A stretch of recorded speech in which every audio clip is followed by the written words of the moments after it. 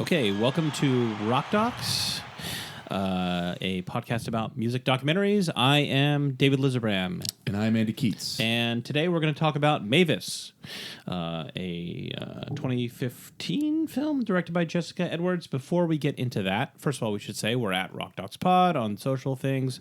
And of course, you should subscribe and give us a positive review. Otherwise, you're a bad person.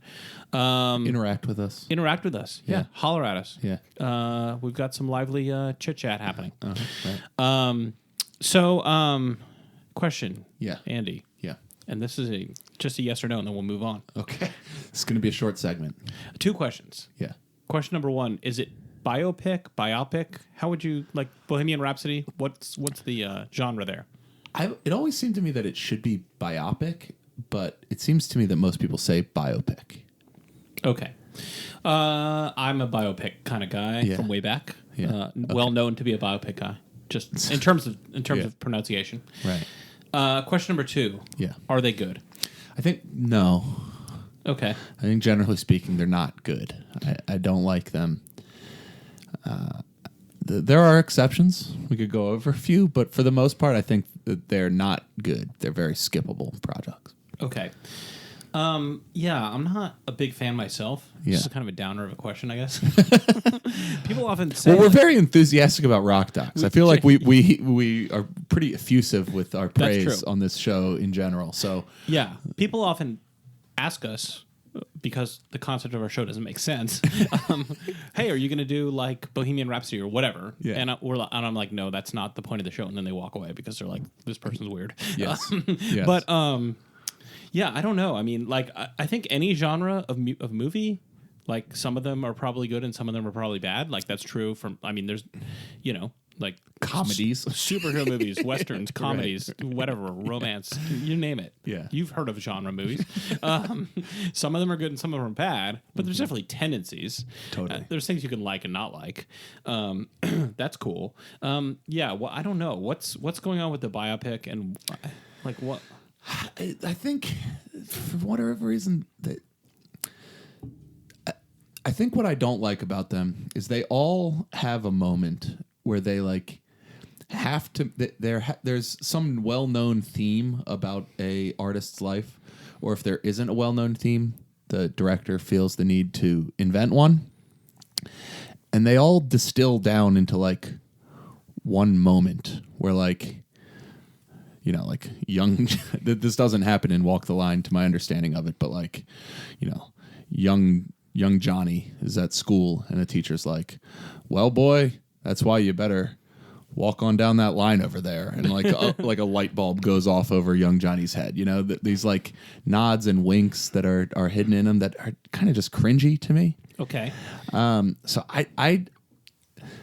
I don't look forward to them. If I like the artist, I typically dread them when they're announced. For the most part, the best I'll say is that they're like okay. Right. Like I think Straight Outta Compton was basically okay. I like Straight Outta Compton. Yeah, I liked it. It's fine. I think like there's like actors in there that I'm like, wow, you really were a lot like Dr. Dre. You really were a lot like Eazy-E. But yeah, sure, I'm Dr. Dre's son. But it's like. It's there's always like an imitation going on that's a little bit annoying to follow. They're always kind of doing a bit. There's always kind of doing a bit.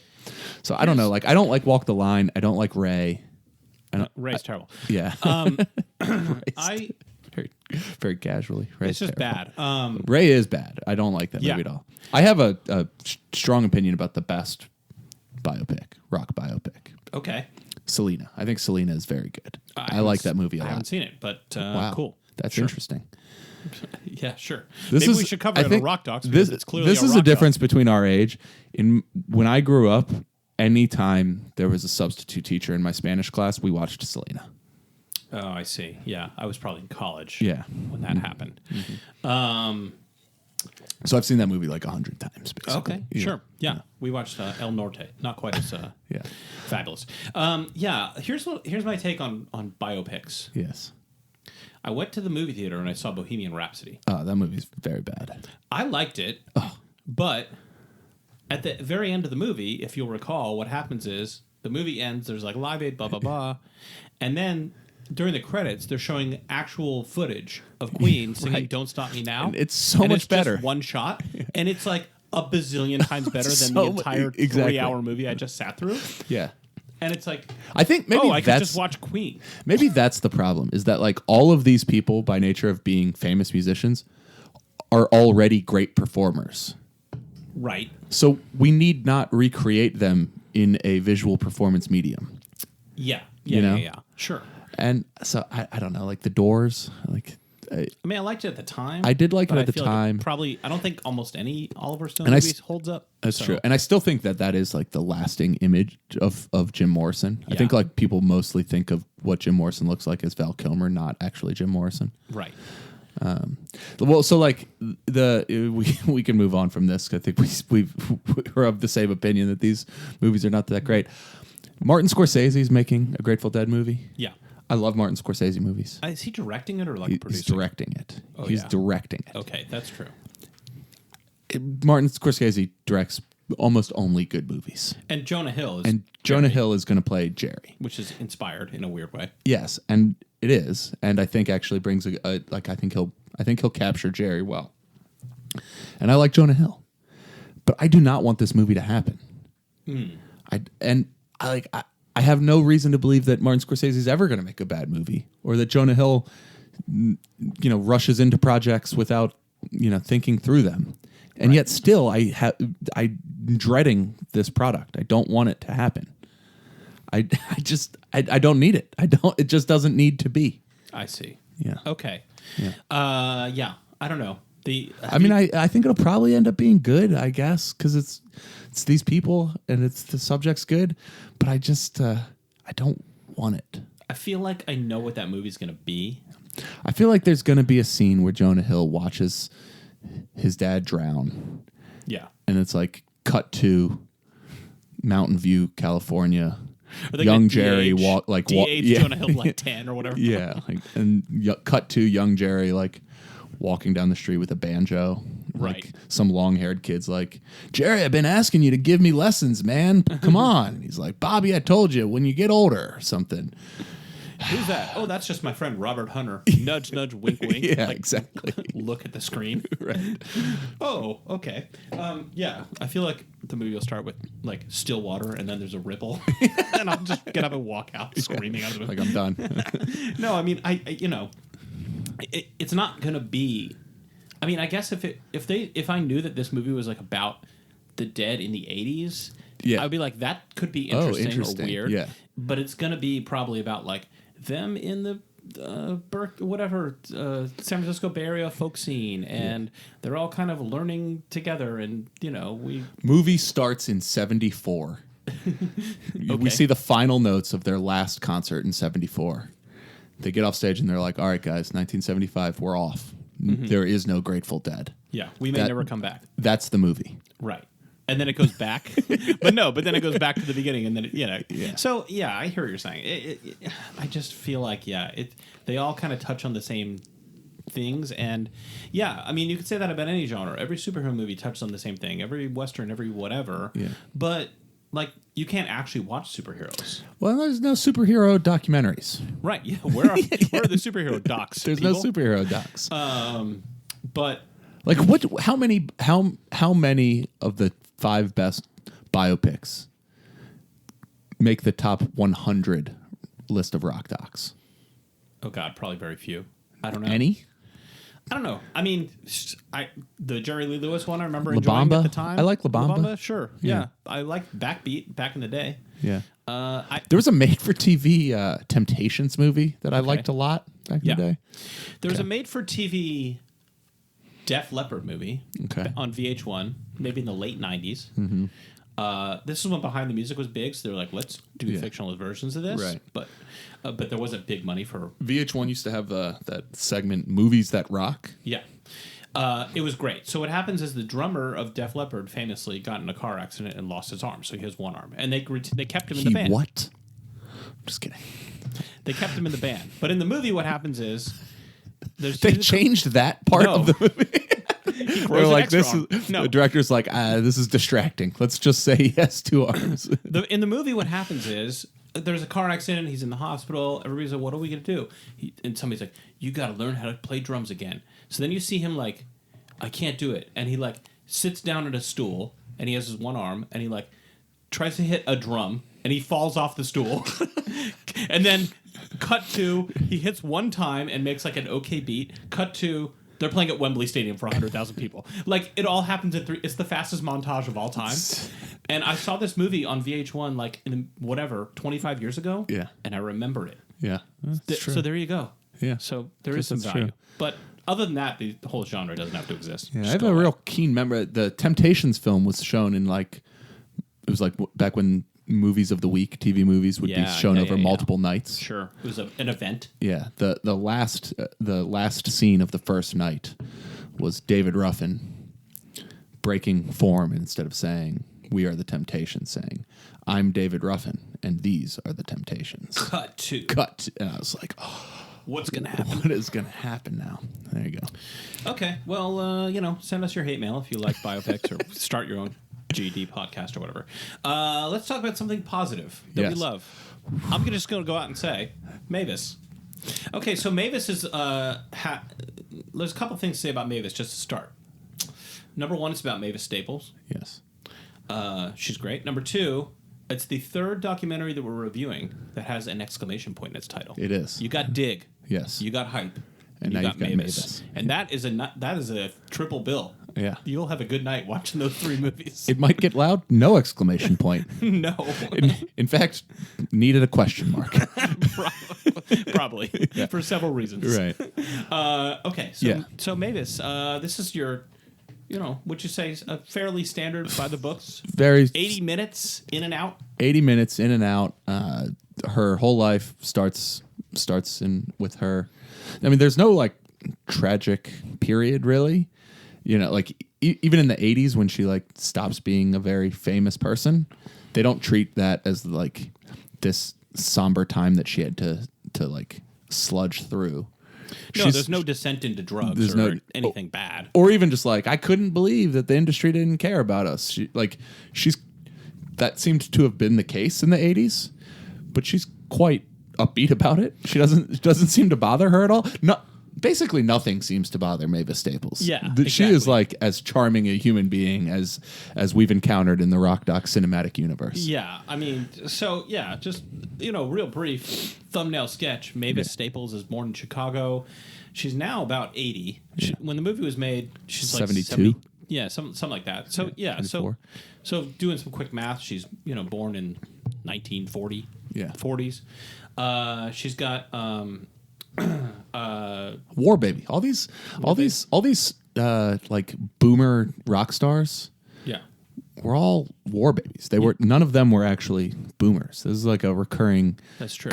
Subject on Time Crisis that they were all, because they were beloved by the boomers, right. But that by definition meant that they were like a little bit older than them. Exactly. So these were all war babies basically. So she's born in Chicago, and she's got 2 sisters, Yvonne and Cleotha, and a brother, Purvis.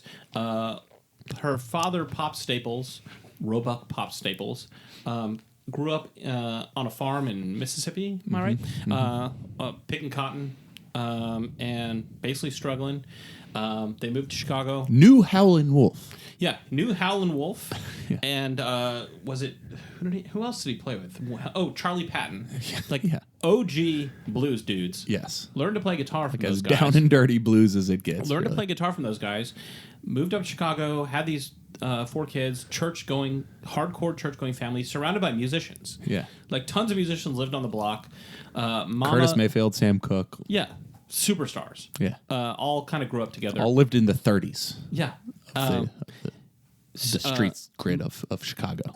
Mama Staples would have parties with homemade ice cream and spaghetti and coleslaw, so you knew it was a party. Yeah. And everybody would just come by. Yeah. And one day, when Mavis was 9, Pops called them into the living room and taught them the song "Will the Circle Be Unbroken," a famous, gospel folk song. And as far as the movie would tell you, they just immediately harmonized and crushed it. Yep. And they sang at a church. They got called back for 3 encores. Like in many rock docs, the first gig you know one song, and then you have to sing it 3 times because you didn't even know what an encore was. Yeah. And off she goes, the Staple Singers. Yes. Just, one, more or less one success after the other. And as they describe it here, like Mavis, who does have a very distinct voice for the, compared to the other gospel singers of the time, she basically had that from right away. She was a very young person singing and had this deep isn't the right word, but like gravelly voice. Resonant. Very, very resonant voice. Yeah, like she says that people didn't believe she was a 13-year-old girl. They thought the person singing had to be a man or an old fat lady. Yeah. What Bonnie Raitt says about her voice, I love. It's a great line. She says, it was sensual without being salacious. Yeah. And I think that is a incredibly apt description of what makes her voice so interesting, especially because, it's gospel music. It's supposed to be godly, and yet it is sensual. But it doesn't feel like it's subversive in any way, or that she wanted to be. It's just she's not trying to be edgy. It's just like elemental. It almost sounds like the way our friend Lee Scratch Perry heard rocks crashing together. Exactly. Like her voice is just like it's right there. And so they talk a little bit about that in the beginning, about what made her special and how. I think it's what ends up making the Staple Singers, at least to this telling, what makes the Staple Singers special throughout their career was basically their right in the beginning, which is Mavis's voice, which is incredible, and Pops playing really unique blues licks underneath gospel singing. Right, and he's not playing like blues. Like if you haven't listened to a lot of Staple Singers, there's no soloing. No. It's not like B.B. King. Yeah, it's type like blues. and here we go, and now all of a sudden we're gonna have a guitar solo. Yeah, It's like this twangy kind of undercurrent, just keeping the groove in the pocket. Yeah. With a blues inflection, and nobody else really plays like that. He just has his own thing, and he also sang great. But I mean, Pops, man, Pops is great in terms of like the people we have met in our journey through Rock Docs. Yes. Like Donda West, Kanye's mom. Yes. No, I was thinking today that there's a theme developing in this season particularly. It was like loving parents of Rock Docs. Yes, Billie Eilish, Donda West, and now Pops. If you could have parents like those three, I'm really wondering. So they're from Chicago. Mm-hmm. Yes. They were very involved, as we'll talk about, in the civil rights movement. Yes. Donda West was, as we talked about, a pioneer, in the civil rights movement herself. She lived in Chicago most of her life. Mm-hmm. Was there any overlap? Did she meet the Staple Singers? Did she know Pops at all? Did she know them? I feel like Pops and Donda just would have just vibed. Like, just would have, not into, just like as cool, two cool people. Well, it seems like everybody who comes across Pops like adored the guy. Yeah. It's like he just was like the chillest guy, this like very astute guy, very subtle. Yeah. Like Martin Luther King met Pops and was like, damn, this guy's cool. Like, I like this guy's vibe. Yeah, exactly. Keep this guy around. Yes, exactly. Yeah, exactly. I mean, but he seems so humble. Yeah. So real briefly, so the shape of this movie is quite traditional. It's we get a 3-minute sprint through a chunk of her life, through where she is today with the backdrop of her life, and then we rewind back and start at the beginning and go through a more paced trip through her life. Right. So that's the way it goes, and this movie just has such a happy disposition. Yeah. Everybody that they talk to is effusive about the music and about the people, and seems to really have like an affinity for these people. Like they really know them, not just they were influential or it was a thrill to work with them, but like seems to really have like an emotional connection with either Pops or Mavis or her brothers and sisters, or her brother and sisters. And so that keeps coming through. And the other thing that keeps coming through is just over and over again the most talented people in the last 50 years of American history they worked with. Right. Yeah. Like over and over again. Yeah. It's crazy. And they each have these really different, unique musical and personal, or political in the case of Martin Luther King, like relationships with these people that play out for a period of their life and then they move on to the next thing. Yeah, absolutely. It's definitely, there's a lot of historical footage and things like that, and a lot of Mavis now, at the time of the movie, 10 years ago, talking, being interviewed, music with her now, like showing her current band and things like that. So it's probably about 50-50, I would say. Yeah. 2015 era Mavis and all the stuff leading up to it. Yeah, and I think a lot of it's actually 2014. Okay, so 2015 it comes out. There's an early in the movie. There's a performance with her and Jeff Tweedy at the Newport Folk Festival. Right, and from what I could tell, that occurred in 2014. Okay, so that was like when they were making this. Right. So and it's interesting because it's just enough time now that it does feel like dated isn't the right word, but you can tell that it's not new. Right. Which is cool. And then I like how much they spend with her today, or in 2014. I like how much time they spend talking to her band today, how much time they spend with her on the road today, because it's really refreshing to see somebody she's still like a working musician. Right. She's making music, she's touring. Her sister Yvonne continues to tour with her. She's very comfortable with it. This is just her life. It's been her life for a very long time. She has no desire to stop doing it.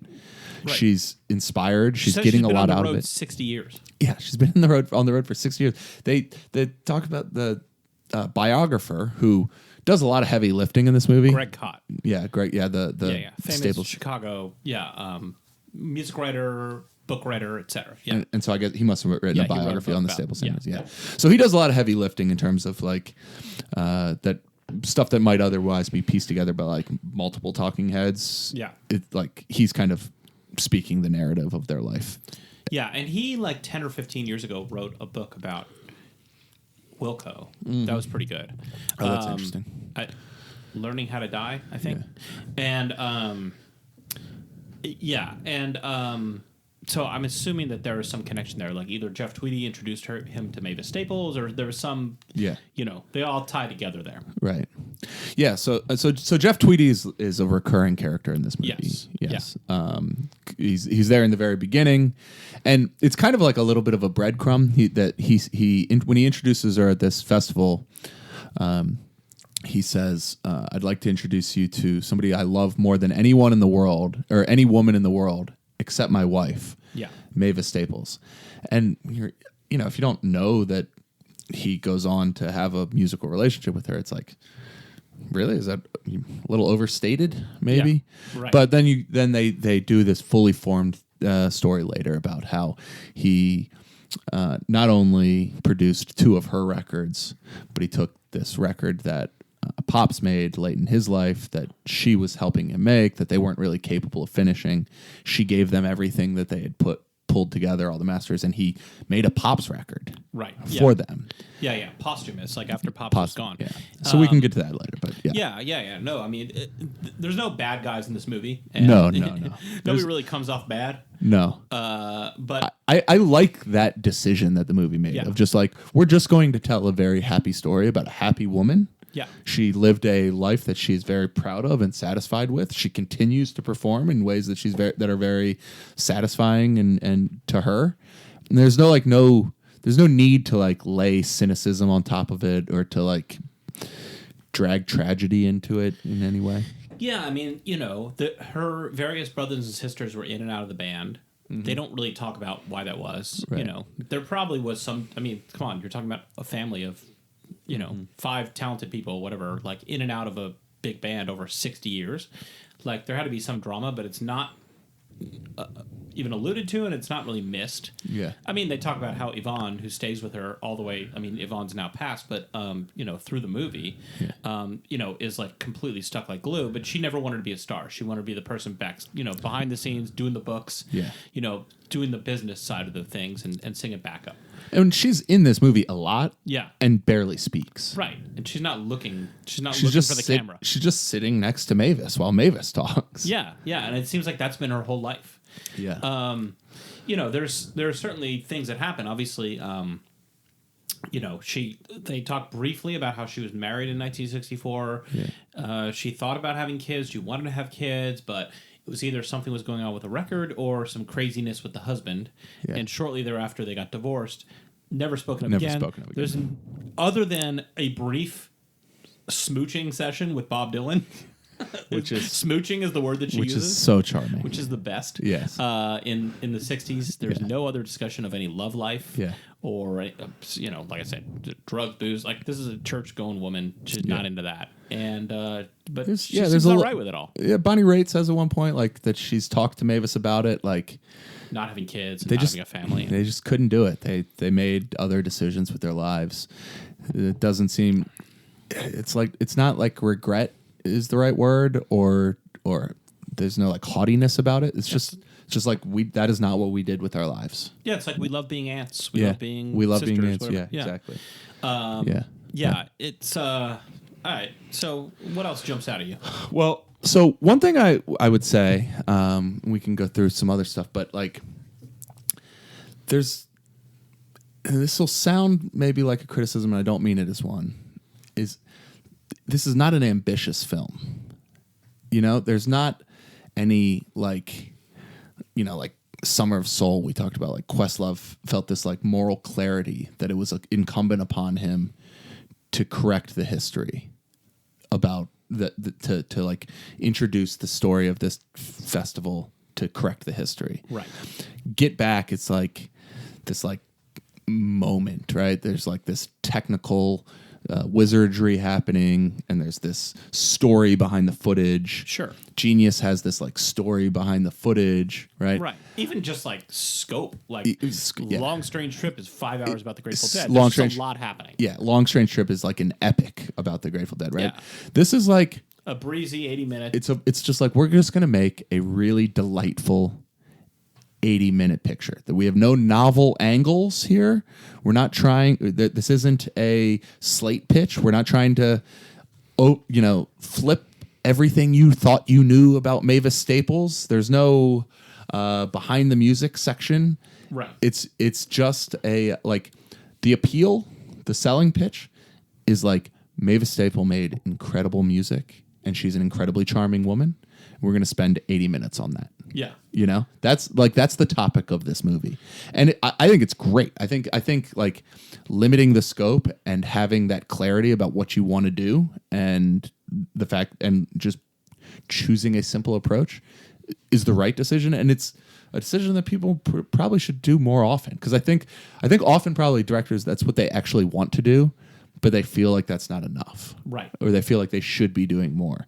And this movie's content to just do what it's doing, and it does it so well. And it's such a joy to watch. It's so fun to watch this movie. Like as soon as you turn it on, I would imagine for most people 5 minutes into this movie, they're just smiling. They're like, I love her already.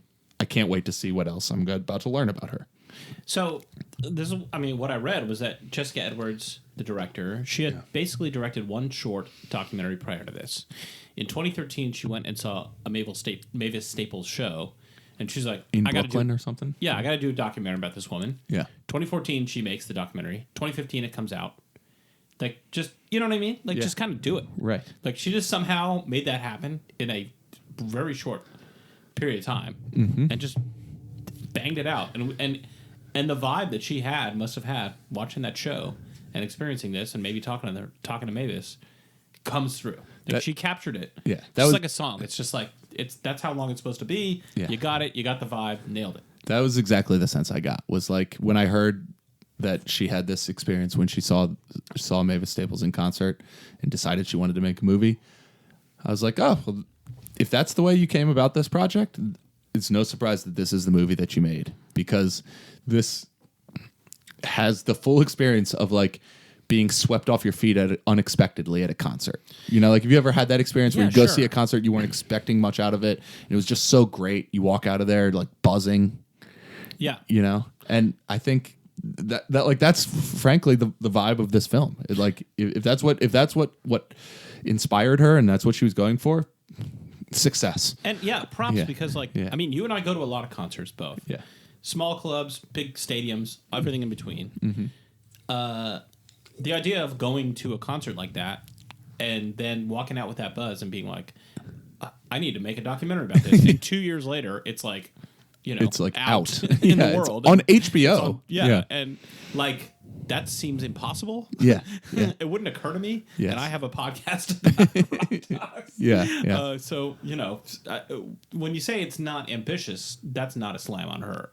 That is, you're just describing the scope of what's on the screen. Yeah. And that it, you know, sets its goals and achieves them in a way that is very satisfying. Exactly. And it is interesting though that it ends up on HBO, because like I feel like HBO is so associated and so associates itself with the prestige content that it would that sort of approach would not be down the middle for it. Yeah, but it's a very professionally made documentary. It is very It looks good. Like Yes. for 2015. There's like, stars throughout it. Yeah, there's a lot of recognizable known names. Yeah. Bob Dylan's interviewed. I mean, those are, you know, old interviews, but still. I mean, it's classy. It is. Like Mavis Staples, It is. you know, is a classy person. It draws in issues of the civil rights era and things that are relevant, you know, historically. And I mean, good on you, HBO.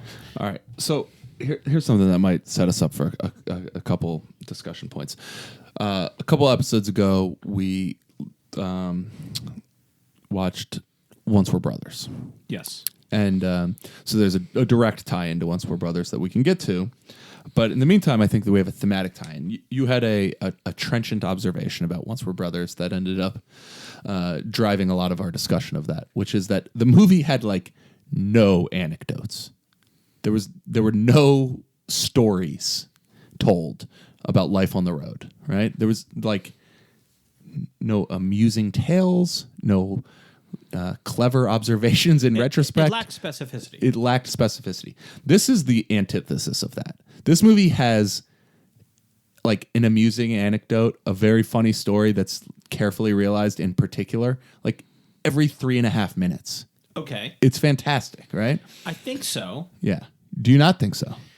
Well, I sort of do. Okay. Well, so I was going to say, so let's talk about the Bob Dylan section. Okay. Right? Sure. So Bob Dylan comes in Mavis Staples' life, or into the life of the Staples singers. Yeah. Well, that's a great story. Yeah, yes, I agree. So this is an early section of the movie. The Staples singers are ascendant in the gospel world, and they, in like 1964... No, before that. This is like 60. Yeah, maybe 63. Yeah. 63, 64. They like get roped into the folk scene basically. Yeah. They're on this show with Bob Dylan before he's a star. Right. And they meet backstage and they continue talking. A TV show, yes. Right. And so they like strike, and there's like footage of very, very young Bob Dylan on this TV show. Like 20. Yeah.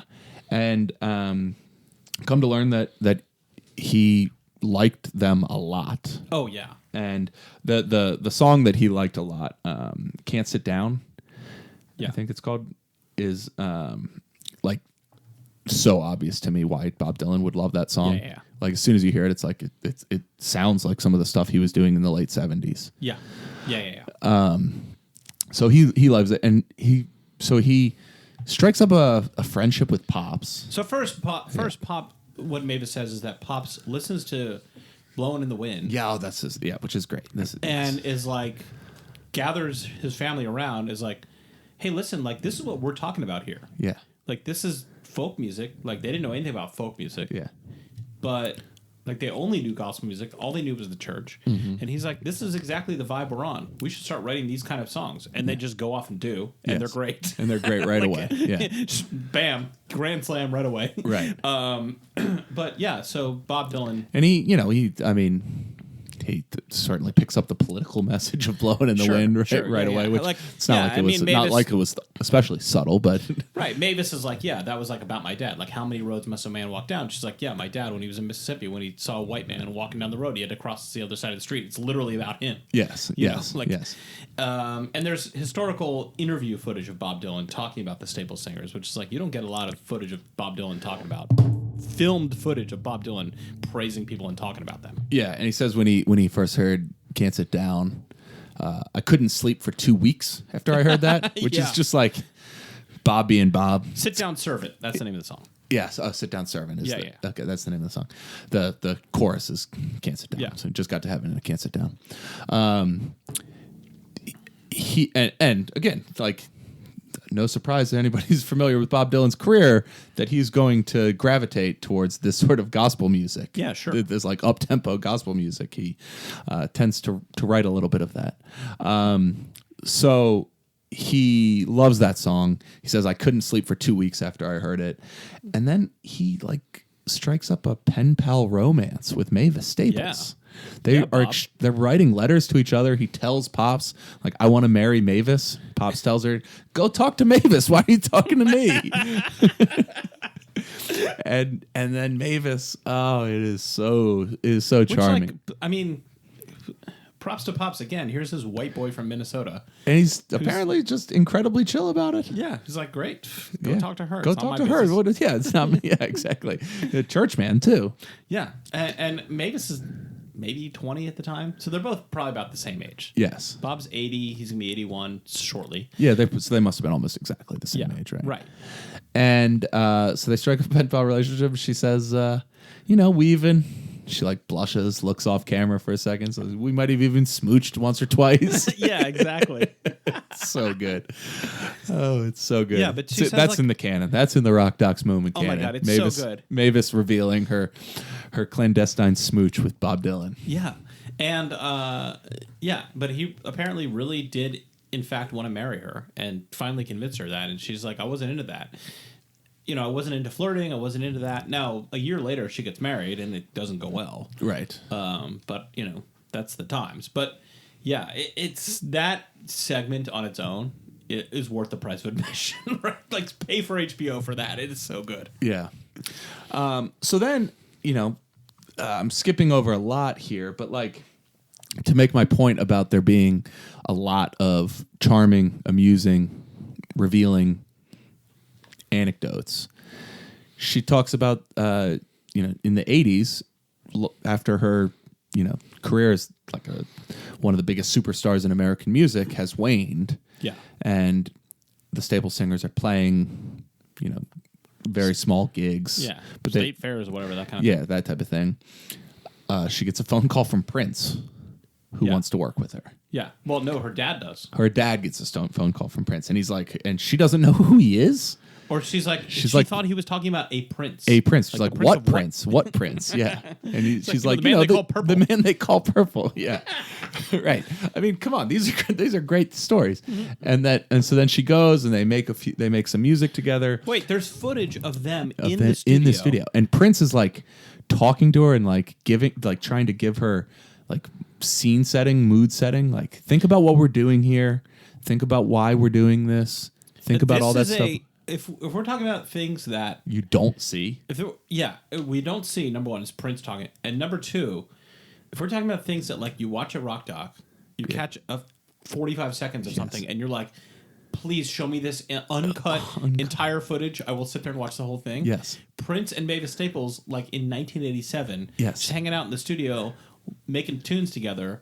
And Prince, I need way more than 30 seconds of that, please. And Prince, like, not being at all in character, Prince. No, you like he's on the soundboard, talking through to Mavis through her headphones, being like, "Here's the emotion that you're in for this song. Think about this before you sing." Yeah.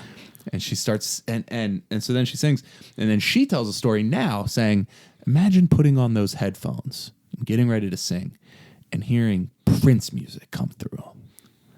It's like, it's like hair raising. It's that's why we are into Rock Docs. Yeah, exactly. Between those two things, that's why we do this. Yeah. You know? Yeah.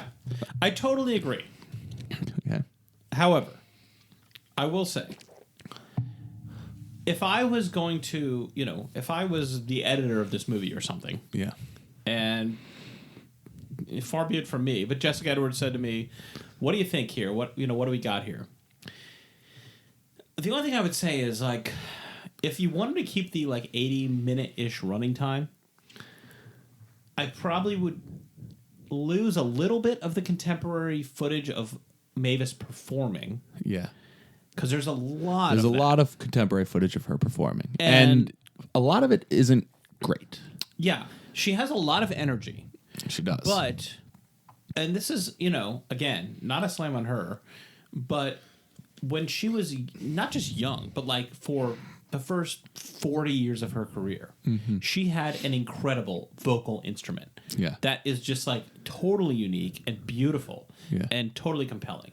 And her voice is kind of shot. I mean, the band is playing a lot lower, several keys lower than, the original recordings.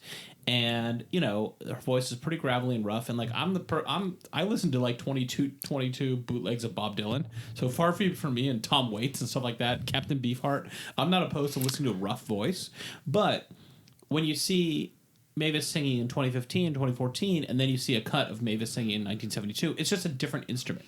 It's just a different thing that's happening musically. All right, fair enough. But there is one juxtaposition of her today and her then that I think is expertly done, is the scene when they're talking about how in the gospel church, the term was you need to shout the audience. Right. And if you can't shout the audience, then you're not doing anything. Yeah. And that she knew how to shout the audience before anyone taught her. She didn't need to learn. And they go through and they show her out getting people up and taking them to church, right? And then they cut to her at a festival in 2014, and she's doing this that's effective. The in her bones performer. Listen, yeah, Mavis Staples is opening for Bonnie Raitt at Humphreys, 2 miles from where we're recording right now in a couple of months. And if you and I went to that show, I have no doubt I would have a great time. Yeah. So I'm not saying it's bad. And I'm not saying she doesn't have skills and she can't put a performance across that is you're getting your money's worth and then some. Yeah. I'm just saying it's not the same instrument that she had in her classic, for most of her career. Yeah. And it's not that I don't want any of that, but I would lose a little bit of that, a couple minutes. And there was a few things that I wanted more of. They talk about this band started in 1955 and traveled all through the Jim Crow South for the next 20, as long as there was segregation and Jim Crow and all that stuff. And there's really nothing about, there's it must have been hard or whatever. But she says that when they first started going down there, Pops told her, listen, this isn't like Chicago. Not everybody here loves you. Yeah. You got to be careful. You got to watch how you act. You got to watch what you say. Yeah. They do skate more or less over that. I would like a little bit more about just what that was like. Yeah. Just give me an anecdote, a story of something that happened. Yeah. It doesn't have to be even all negative. It can have a funny element or whatever. Give me a little bit about Martin Luther King. They had a close relationship with Martin Luther King. What's the dude like? You're hanging out with Martin Luther King. Yeah. It's 2 a.m. Is he telling jokes? What is he funny? Is he telling a joke and it's not really great, but everybody's laughing because he's Dr. King? I don't know. Give me something. There was I would have liked a little bit more of that. Yeah. And I could have sacrificed a few minutes of her contemporary performance of The Wait or whatever for that. That's again, nitpicking. I get the sense that she is such a happy person. And that is really not me projecting. No. She's just projecting joy the entire time. The entire time. She's laughing. She, the relatively common shot of her leaving an interview for the documentary and walking through the backstage area to go to the stage. They do that here, and she says hi by name to every person on the way to the stage. Yeah. You know, Yeah. hey, honey, how you doing? She's talking to everybody. She seems like a truly joyful person. Yeah. And I get the sense that she said, I don't like, of course there were some ugly things in my life. I don't want to talk about that. That's not how I want it. That's not how I want to remember my life. It doesn't necessarily have to be ugly, is what I'm saying. Yeah. A funny anecdote. Something about, like, we don't really hear anything about her brothers and sisters. Yeah, Like, that's what true. were they like? I don't know. Yeah. I kind of want to know. The Staple Singers wasn't just Mavis. Yeah. Like, we hear a lot about Pops and a lot about Mavis, but, like, I don't know anything about Purvis after watching this movie. I don't know anything about Cleotha, and that's... Yeah. Oh, maybe that's not the intention of the movie, but, like, I wanted to honor them a little bit, too, because they all played a part. Yeah. So one movie I had in mind when I was thinking about this, because this is an HBO movie, and because this is an HBO movie that is not under the Music Box imprint... I mean, come on. Yeah. Is the Bee Gees Sure. documentary, which I liked a lot. Watched a number of times. And the Bee Gees documentary has like a weight sitting on top of it. Because you know about the tragic early deaths of basically all of the Gibb brothers, right? Right. Yeah. And so even when things are nice, there's like a heaviness Yes. to the movie, right? And which especially feels poignant during the more cheerful songs, right? Yeah, sure. I mean, and at the end, Barry's like, "I'm the only one left." I'm the only one I mean, left. He's very maudlin about it. And it's very sad. At His the end three of the brothers movie, are all right? gone. And they're like, there is no weight hanging over this movie. No. And I was thinking when I watched it that, like, if that was a dishonest choice, if they were skirting by some tragedy in her life, like that would shock me to learn. I'm not a student of Mavis Staples' life, but if there was some like real tragedy lurking beneath the surface that Jessica Edwards declined to reveal, that would be really surprising to me. Yeah, I mean, the only not dark, but sad part is when she's talking about missing Pops, and Pops lived till like almost 90. Yes. But, she still misses him. And, But I don't think that's sad. So we could talk about that for a little bit. Let's jump over to old Jeff Tweedy. Yeah. Which, okay. boy. Yeah. All right. So is Jeff Tweedy making his first appearance on the Rock Docs program right now? I think so. So. And you're a Wilco guy. The listeners of this program know that you're a Bob Dylan guy, a Zappa guy. I'm a Wilco guy. You're as much of a Wilco and Tweedy guy as you are a guy of either of those. I was late on AM, but I bought Being There in 1997, the day it came out. Okay. So I'm pretty early on the Wilco train. I feel comfortable saying that. Yeah. So Jeff Tweedy appears early in this movie, and if lest you believe that this is just a common festival thing where two people are out on a festival at the same time, and so there's a sit-in, but it doesn't mean much. We learn later that Jeff Tweedy and Mavis Staples have a really beautiful friendship. Friendship seems too small to refer to what it seems like they have for one another. Yeah. They seem to genuinely love each other and to more or less be part of one another's family at this Jeff point. Tweedy in like the mid 2000s could have worked with anybody in the music industry. Yes. Like he could have produced anybody's album. Yes. This is in the height of the indie era, and he is the indie guy that is respected by all, and like head and shoulders above even the giants of the indie era at that time. Right. Yeah, he'd already done it all and been, the creative genius. Exactly. So he could work for anyone, and he chooses to work with Mavis Staples, who's, kind of down and out. She's not down and out because she would never describe it that way. She's still like performing, and as long as she's doing that, she seems happy. And he says, I want to record I want to work with you. And they just strike up this really beautiful friendship. She's got to be at least 30 years older than him. Oh, more than that, probably 40 years older than him. Yeah. No, because that would have been probably in his 30s, and she was in her 70s, right? Well, if she was born in 40, he was probably born in 70, right? Yeah. Okay. Whatever. Yeah. Listen. Okay. So she's 30 years older than him. She's black. He's white. They're both from Chicago. Right. They play different types of music, but in many ways, very similar types of music. You can certainly find the similarities if you like both of them. And that creates this really beautiful union between them. And they are at ease with each other. Right. She calls him Tweety. She calls him Tweety. They joke with each other. They're sharing stories. Yeah, you see a lot of footage of her hanging out at the Wilco loft, just BSing with Jeff, and it has a big impact on Jeff because they're recording this album, and it like at first I guess he was just gonna do like maybe just kind of her voice and guitar, but it wasn't quite there. And Spencer, his son, at the it's back from college at the time, and he had been playing drums, so I guess Spencer's like, do you want me to play drums on this? And Jeff's like, okay. And like, it just became kind of, that was the band. And like, Jeff and Spencer went on to like do the Tweety band. And like 15 years, like whatever that is, years later, they're still doing it. Like that's still, that brought them together. And Spencer says, and he's like interviewed, and he's like 20 or something at the time of this interview. Like, people say like, is it weird for you playing in a band with your dad? Or aren't you supposed to rebel? And my answer is, if it's good enough for Mavis Staples, it's good enough for me. Right. And, just the family love. I mean, it truly seems like a family. And there's a moment where like Spencer and Mavis are hugging, and it doesn't look forced or uncomfortable or odd in any way. Yeah. Right. So it comes across great.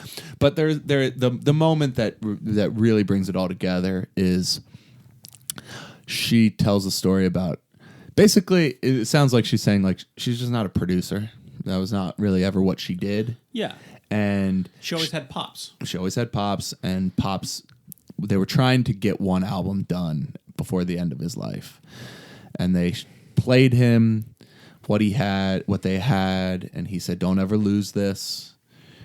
But then he died, and they hadn't pulled whatever they had recorded together for an album yet. And it kind of just sat on the shelf for a little while. However many years go by, she strikes up this relationship with Tweety, and she gives it to Tweety. And Tweety takes everything out except for Pops. Right. Pops' it's kind voice. of implied that like there was a lot of production on there. Yeah. And it's kind of cheesy. Yeah. And so he finishes it, and he plays it for her. And Yvonne. And it's really, I wouldn't call it heartbreaking. I would call it heartwarming. It's beautiful. Watching her listen to that Pops recording is really beautiful. I mean, it's like she's there with her dad again. It's like you get to watch a woman who's lost her dad have him returned to her for the 3 minutes of this song. Yeah. She's overcome with emotion. Right. Tweety's sitting there watching her. He rubs her back. She turns when she's over, and they just hug. It's a really beautiful moment. Yeah, it's just incredible. I mean,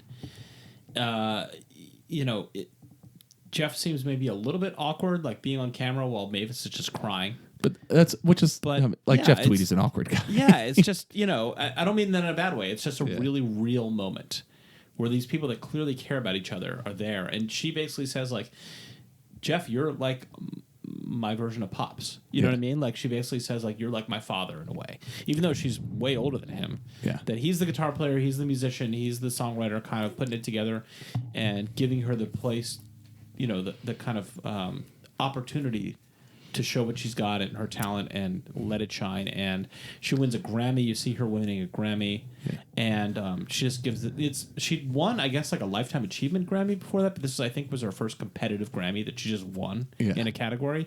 And she's just like, this is the shock of my life. Yeah. This is for an album she did with Jeff Tweedy.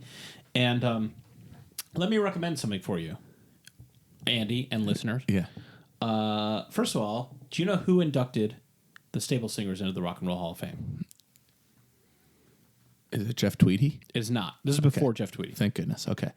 I don't know if our listeners know that you're like a Rock and Roll Hall of Fame nerd. Yes. So you have surprised to know takes that for we days. have obsessive takes about things. Yeah. Late 90s. Late 90s. Staple Singers, late 90s. I don't think I have a good guess for this. Prince? Lauryn Hill. Oh, wow. So good. So good, right? Yeah, that's great. Lauryn Hill in her prime. Yeah, that's great. Okay. Go watch the speech. Okay. Pops gives a speech, and you can tell that he's like really on his last legs. Really? Okay. But boy, is great. He's like there's just like 80 whatever years of wisdom in there. Yeah. And joy, and it like the facts and figures don't all add up. Yeah. And there's parts that, like Mavis at one point is like, okay, Pops, like, it's cool. But, like, he's like, no, let me do this. Yeah. Like, I got some things I want to say. And yeah. he just, like, man, it is something. It's beautiful. And he dies only a few years later. Yeah, like a year later, I think. Yeah. So look that up. Staple Singer's Rock and Roll Hall of Fame induction. It's like 3 minutes long. It's not a big. Does Lauryn Hill perform anything for her? I don't know. Maybe, but only in this piece was just like the end of Lauren's speech, bringing them on, and then it's just Pops. Yeah, that is perfect. Lauryn Hill bringing them on. That's great. All right, let's talk about Levon. Yeah, Levon Helm, another. Yeah, making keeps another popping up. And so this is like we didn't watch the Ain't In It For My Health Levon Helm doc. Yeah. To come. It will. Eamon, if you're listening, Eamon, we're calling you up. Yes. But this footage and at his Woodstock Ranch, that is the contemporary footage of that movie. Right. Yeah. Okay. So like when I said like in that episode that people are coming through and paying him respects. Yeah. Like that's what's happening here. Yeah. too. Yeah. Okay. So it's really, it's like the Marvel Cinematic Universe. They have all these tie-ins. The Rock Doc Cinematic Universe. This one is like a really neat tie-in. Yeah. And again, like when her and Levon see each other at the door, it does not seem like these are two famous people doing the famous person kissing each other's ass thing. No, this seems like two people who had a musical relationship together 40 years earlier. Yeah. And are genuinely overjoyed to see each other again. Yeah. Yeah. And they hug and they tell stories and they sit down and they talk about God and they talk about their health. I mean, Levon looks like he's got 1 foot in the grave and 1 foot in the banana peel. He died a year later. It's not looking good for Levon. Yeah. I mean, he's going through serious chemo. And he talks about chemo. I mean, it's a very brief segment of the movie, but yeah. But I'm guessing that segment or something around that time is to which we owe the forthcoming Mavis Staples Levon Helm album. Yeah, like as we sit here and record, this has recently been announced that it's coming this year. Much like Tupac, Levon is dropping a posthumous album and with Mavis Staples. So they recorded this 10 more years ago. Yeah, about 10 years ago, yeah. And somehow they sat on it, and one day somebody's like, gee, why don't we release this great music that everybody's going to love? Yeah. And like, this is a time, like, Levon was winning Grammys at this time, too. Yeah, sure. And right. in like, a very similar way. He kind of like, rediscovered and had this, like, very wounded voice. Yeah. I mean, let's just say, like, okay, for those who've not, aren't fully read in, the connection there is that the Staple Singers appeared in The Last Waltz. Famous rock doc ? That has, a dozen of the greatest singers and performers of all time on it, and then the Staple Singers who just murder everybody on the stage. Like maybe the best. Not even fair. It might be the best performance in the document. Maybe of all time. Yeah, and it's incredible. And honestly, like Mavis kills it. So. The Weight, they sing The Weight. Yeah, sure. Much like our friends Jack White, Jimmy Page, and The Edge. A lot of tie-ins here. This is imagine it might get loud, but slightly better than that. So The Weight is maybe the most covered song of all time. Yeah. And the most famous performances of it are certainly Jack White, The Edge, and Jimmy Fumbling Page, through it. followed by the band with the Staples Singers at The Last Waltz.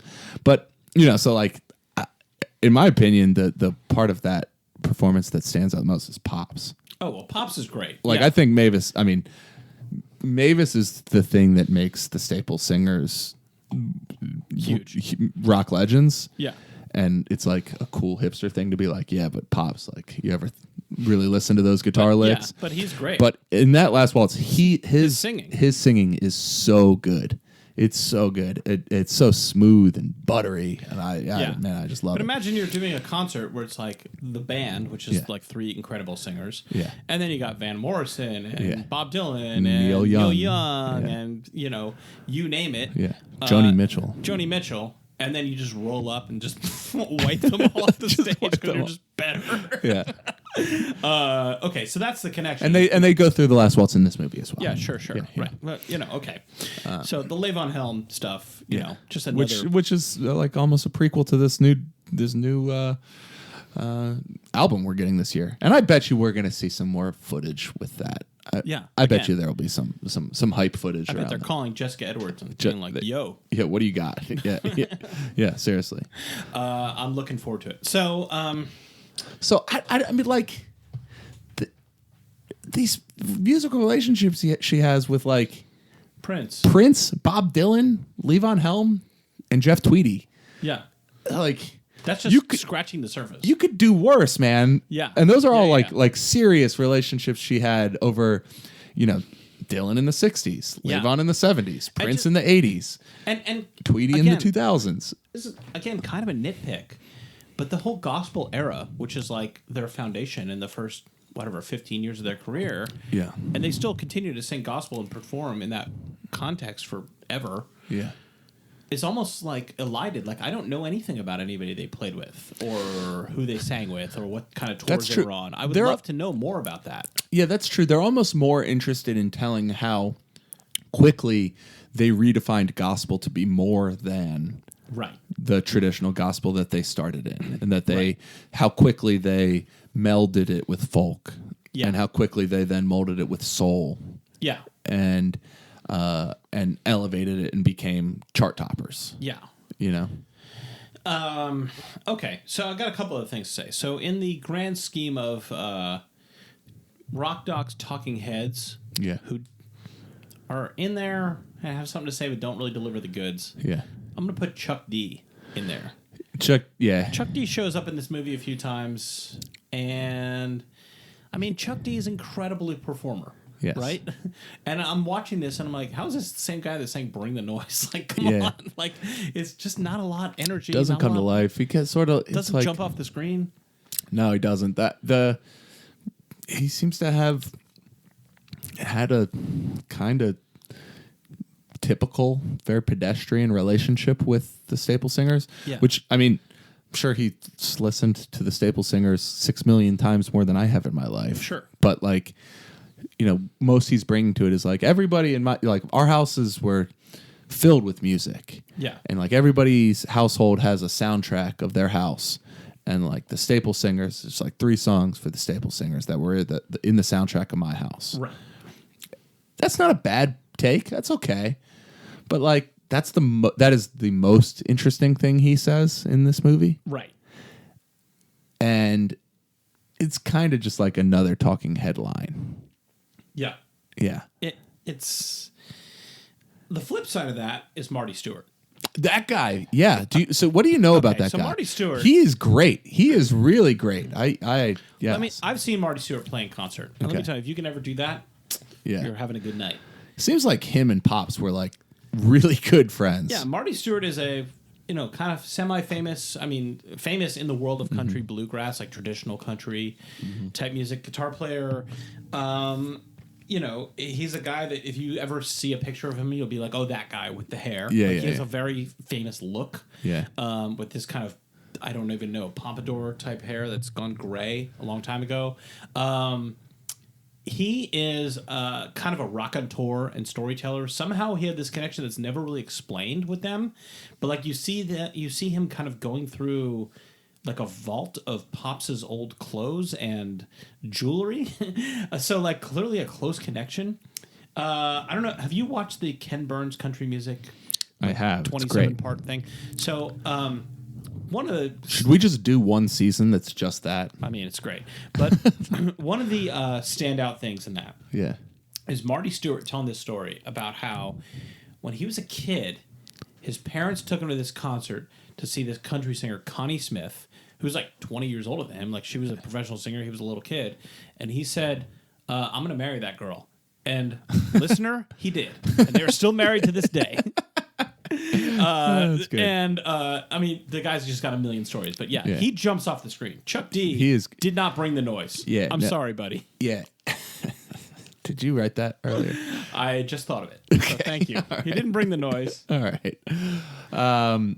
Yeah, no, he's fantastic. When it's like It seems like he's just has an incredibly close connection with his family, Which they never explained. Which they never explained. She never talks about him. And I like that. I kind of like just like leaving that out there. Yeah. Like, hey, here you go. But so like he like somehow after Pop's death, seems like some of Pop's things were left to him. Yeah. Like he has his weird. He has his cufflinks. Yeah. And he's just like, look what a stylish man Pops was. Yeah, and then his cufflinks were crosses, and his tie tack was a cross. Like he was a church man. Yeah. Yeah. That's great. Yeah, and so if there's one thing that I would say about the movie, though, is that, like, you don't get... This is two white guys speaking here, sure. so just FYI, check on that. But, you know, you don't a recurring problem with this program. Unfortunately, that's what you got. But you don't get a lot about the gospel stuff, and you most of the people talking and the people that she's interacting with in the movie are white people, and you just don't... I mean, the exception, I would say, is Julian Bond, who's just... He has... It's what's interesting about Julian Bond is how much of his insights are about the music. Yeah. Right? He's the one who's talking about the music because, I mean, he's related to the gospel church. I mean, we're talking about a founder of the SNCC, like a civil rights hero, you know, up there in the, you know, if you had a Mount Rushmore of civil rights, you know, next to Martin Luther King and John Lewis, you got Julian Bond. I mean, you know, that's the level of person you're talking about here. Yes. And he's in there just talking about the Staple Singers music and how great like what makes her voice so special. Yeah, right. Yeah. Which I welcome that. Yeah. You know, I just like, wanted more of that. Again, yeah. We always want more. We do always want more. But then again, we're willing to say that, what makes this movie work is that it's a breezy 80 minutes with... So, yeah, it's not... I don't have to make the movie. So I can say it's great that it's 80 minutes and also complain that there's not enough. Yeah. It's my prerogative. I got a podcast. Yeah. No, Julian Bond's great. I'm glad we got to that. I would have forgot to mention that. He is a talking head that stands out as well. One of the things that I wanted to say, and I feel... Regretfully, I feel like we spent too much time in season 1 talking about the music box imprint. Yes, but mention just because this was not produced by HBO. This was produced independently and purchased by HBO. But when I watch Music Box, I sort of can always hear a producer or executive coming in with their notes on a draft and saying, like, so how does this speak to our cultural moment? Right. You know? And there's something relieving about how content this movie is not trying to force this story into any cultural moment. Right. At all. And or even like not being aware of a cultural moment at any point. Like it's just not thinking about that. There's nothing about the movie that says 2015. Yeah. 2010, 2020. It's like having a conversation with a friend who's like not on Twitter. Right. And so they don't realize that their takes are like part of this discourse. Yeah. They're like blissfully free of the weight of the discourse. That's how I feel about this movie. It's like it just doesn't... It exists in its own It timeline. just doesn't want to talk to any of that stuff. Right. Like you could imagine another movie that's like concerned with how much of the musical relationships in her life were with white people. Right. And what does that say? And should I try to emphasize that she had this moment with Mahalia Jackson? Or like, right.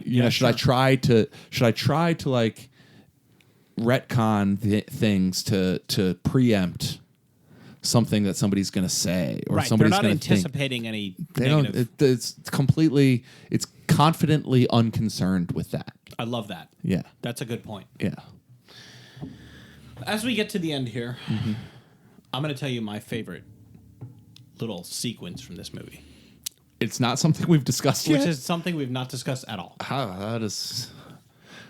Because this is an 80-minute movie, and we're going on like 80-minute podcast. Nonetheless, this is in real time. My favorite segment of this movie, which is brief, is in the early 70s, maybe 70s, early 70s, Curtis Mayfield writes a song for the Staple Singers called Let's Do It Again, which is about doing it again, people. trigger warning or whatever. And, they'd only basically sang gospel songs and inspirational songs about the civil rights struggle and things like that, And, I guess, as Mavis tells it, Pops said to Curtis, like, I'm a church man. I can't sing this. It's not an explicit song by any means. Even at the time, I don't think it was edgy. Yeah. But, it's about romance.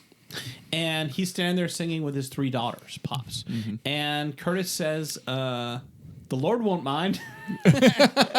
And next thing you cut to them on some TV show, singing Let's Do It Again. And, Pops, who's at this point kind of already an older man, he kind of went gray early. So he looks, like a gray, mini afro. Yeah, you see him kind of 1-inch afro. Singing this song, Let's Do It Again. And he's kind of embarrassed, a little bit of a blush, looks over at his 3 daughters who are singing, ooh, behind him, Let's Do It Again.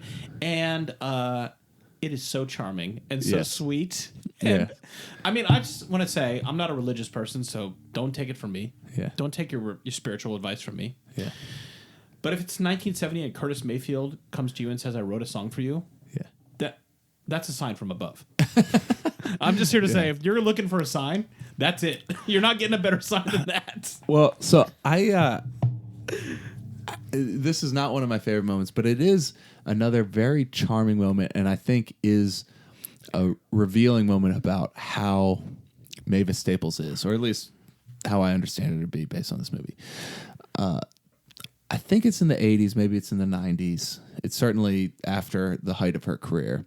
There's an interview where a journalist says, do you ever want to get the Staples singers back together? Yeah. And it's a little bit cringy, and I, as a reporter, oh, do your research, and Mavis is so polite. It would be so easy, and you've seen these viral clips of musicians that have decided they're gonna give a reporter a hard time, that they're gonna be difficult, they're gonna be obtuse to a reporter. She would be so entitled to crush that reporter, and say, how much homework did you do before this interview? 0 minutes. Right. How much have you spent listening to us? None. Instead, she says, I am so glad you asked that. We have never stopped playing together. We have a show coming up in Atlanta in a couple weeks. That's all we do is play together. That's my whole life. It's it's so graceful. Right. It is so graceful the way she, I mean, it would be reasonable to view that as insulting. Right. And she doesn't view it, or if she does view it insulting, she just doesn't think it's her place to be insulted. And instead she just says, this is what I do with my life. I'm so glad you gave me the opportunity to tell your readers that we have a concert in a month. Come see us. I mean, there's so many things now that we see, viral videos, clips, whatever, where it's so-and-so destroys blah, blah, blah. Right? That's always the word. Right. Somebody asks a dumb question and they just trash them. And they could be a person coming from any side of whatever. Right. Politics, whatever you call it. It's just there's such a currency now about just showing that you can just, murder some idiot. Yeah. And somebody gives you an inch of upper hand, and you just can just bludgeon them with and it. Far be it from me to say I've not watched and enjoyed those videos from time to time, so I'm not putting myself on a pedestal. Yeah. But this was just a prime opportunity where there was just a fastball right down the Main Street, and she just handles it with so much grace. Yes. And I have to imagine that when the director found that footage, she must have been like. I'm putting this in because this just shows this is just an admirable person. Yes. Who we should all just wake up in the morning and say, can I be like Mavis Staples? Yes. I mean, imagine being as happy at 80 as she is. Yeah. What more could you want, genuinely, Unbelievable. Andy, somebody's not necessarily a super huge fan of the Staples singers or Mavis, hasn't listened to a ton of it, maybe, Express Yourself or whatever, some of the hits. Would you recommend this movie? This is going to be a tough one, so take a minute. A slam dunk, baby. Slam dunk, baby. In fact, let's do it again. As Pop Staples said, Yeah. let's do it again. Yeah. I mean, it is a good time. is If you a watch great this time. movie and you have a bad time, Yes. I don't want to know about it. I don't know. Yeah. I don't want to know that happened. Yes. The last thing I want to say, very briefly, is because we liked this movie so much, Jessica Edwards, the director of this movie, has a new movie out right now. Okay. It was just played at South by Southwest. I'm imagining it'll end up on streamers sometime this year. It's called Skate Dreams. It's about female skateboarders who are revolutionizing the sport. Okay. I'm a Jessica Edwards fan at Yes, this me point. too. I will go see that. I will seek out that movie. I'm checking it out. And I've to little throwback here. Yeah. I've got some hope that maybe it'll be a rock doc that is not a rock doc. Oh, rock docs that are not rock docs. Yeah. Are famous. Skate Dreams, Jessica Edwards. I would say if we were to rank genres of movies, we would say number 1, rock docs. Number 2, rock docs that are not rock docs. Number 3, biopics. Way down the list. Way down the list, yes.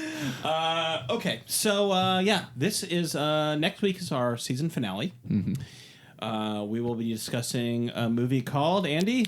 Festival Express. Yes. Fantastic film. It's streamable on Tubi, maybe elsewhere at this point. It's been on Hulu at different points. We'll put more information on all of our socials, but I'm certain that it is on Tubi.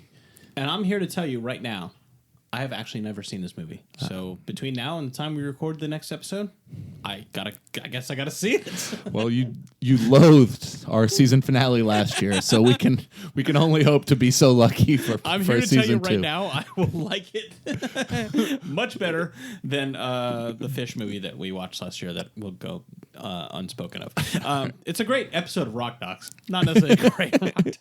Please, by all means. Okay. Well, there you go. That's Rock Docs. And check us out on the socials. Rate and review and subscribe. And I don't know. Chat with us on the internet. And watch Mavis. Listen to Mavis Staples. Have a good time. Yes. There you go. Rock Docs.